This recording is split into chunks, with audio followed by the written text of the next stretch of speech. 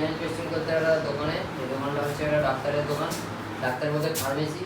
আর যে ওয়ালে পুট্টি করা আছে, এখন এখানে আমরা স্টিকার লাগাবো। প্রথমত আমরা একটা, দুটো, তিনটে, চারটে দেওয়ালে লাগাবো। এই দেওয়ালটা দেখাও।